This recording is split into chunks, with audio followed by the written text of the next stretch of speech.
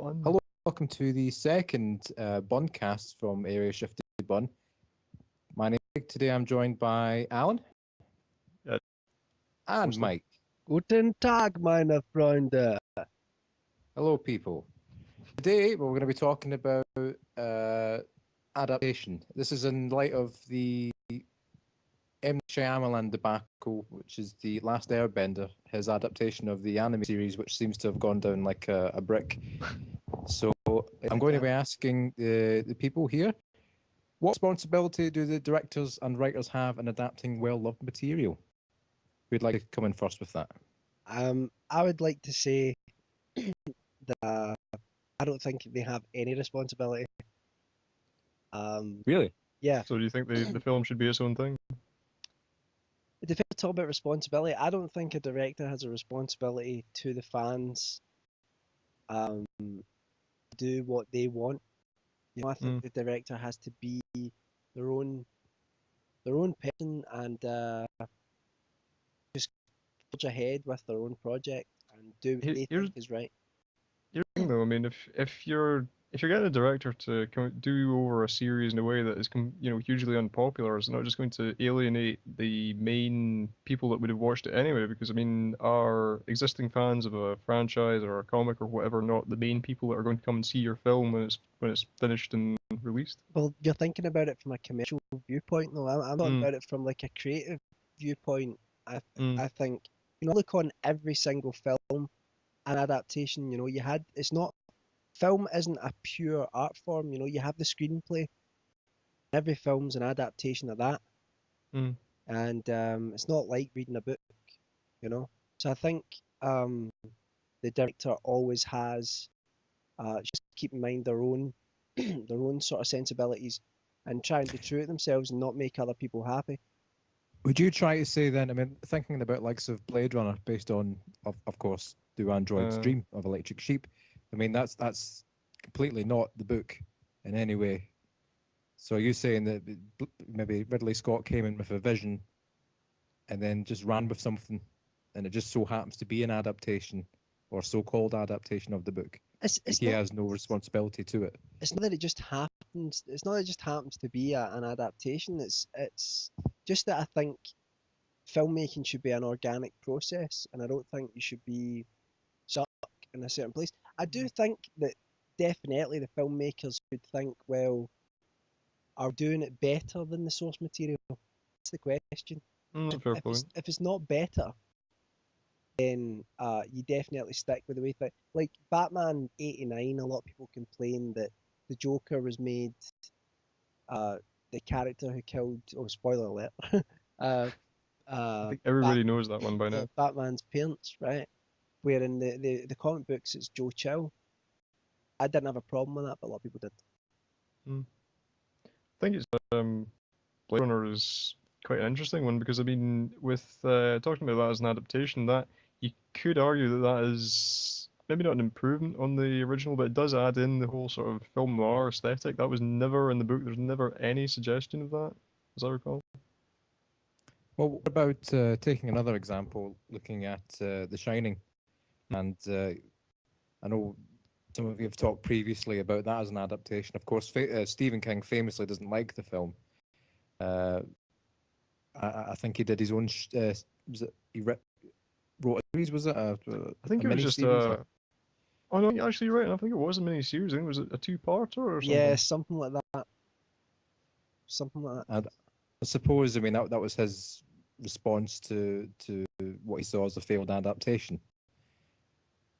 Well, I don't know if... I can understand, like, from a point of view of, I mean, I was a massive fan of the book, and I mean, Craig, me and you've talked about this before.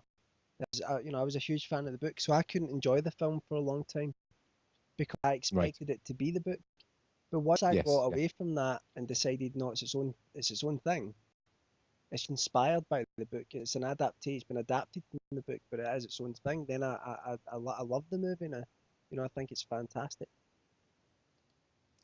But what about in regards to? I mean, let's say, for example, I mean, with the problems that films like The Hobbit have in getting into production, Brett Ratner's been thrown into the mix of potential directors. Yeah. I mean, is a responsibility there for the studios to maybe put out something that they could perceive as a quality product, rather than, I mean, everyone thinks of Brett Ratner as a cash grab, really. So I mean, when you're talking about artistry, I think there also has to be an element of, I mean, Leo is there to make money. So could you defend someone like Brett Ratner taking on the project of the Hobbit? Well, it's a push and pull kind of thing. I mean, it's a film that's not going to get made unless they can do it, on a massive budget anyway. To do that, they've got to make it through the studio system. So I don't know, because I know it's a thing that a lot of people hold dear, but to be honest, if it's going to get it made, then yeah, I would say go for it. Would you rather though that if it just wasn't made, it was going to be crap? Like just don't make it. Well, here's the thing, I suppose that's an interesting question. Would you rather have a terrible film, or would you rather have no film and always wonder what the film would have been like? Well, my opinion is, if you can't put your heart into it, there's no reason in adapting it. But I mean, here's an interesting point. Kubrick said that if it can be written or thought, it can be filmed. Are some things just entirely resistant to film adaptation? The irony there is that Kubrick read Lord of the Rings, didn't he, and then said it couldn't be filmed. That's right, yeah. Well, you're right. Touche. So I think that was rubbish as well. I would love to have seen someone attempt to make Lord of the Rings, live action. It may not. You would have had to have changed things. I think you could have done it. I'm really talking about the suitability of film as a medium for something. I mean, there's holy grails, isn't there? Things that people don't think should be touched. The Bible. No, definitely. I think. Oh, did they not try to make that? Yeah, in installments. I think Stephen King's working on a miniseries. Would not put it past them. Yeah. I think from perspectives, there's going to be the sort of audience's perspective that there'll be certain things that they don't think should be made to a film because it's sacred somehow, and it shouldn't be touched. And then you've got the other one, which is like you said, Craig, that some things just can't be made. The point is, you can't make a book. A book is its own thing, and you can't make a play. You can't make. You've got film as its own thing. It's its own art form, and you've got to alter it in some way. There are some times where you'll have books where things just completely translate well, and you can just do them, But there are a lot of times when you can't, and you've got to change it. And that's why I think the director, when it comes to adaptations, the director is boss. They've got to follow their own vision.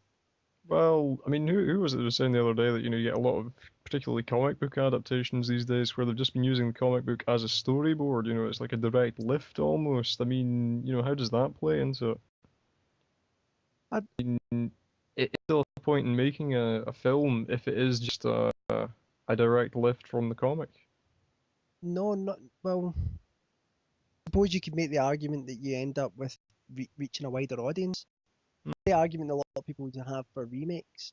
Well, we're taking this, story. This is an important story, and we're taking it to a new audience, which is kind of like nonsense. It's like if you're not going to do it in a new way and add something to it, then that audience can get off their lazy asses and go and watch the original. Interesting point, but I think we're going to have to wind down there for this particular Buncast. It's an interesting topic, and I think the main point that we can get across is that Brett Ratner has no place in The Hobbit whatsoever. In existence. Sure. So, well, yeah, okay, that was fine, but no, please. Right, okay, shall we call it a day there, chaps? All right. Bye now. Thanks for joining us. Indeed. Bye. Boys.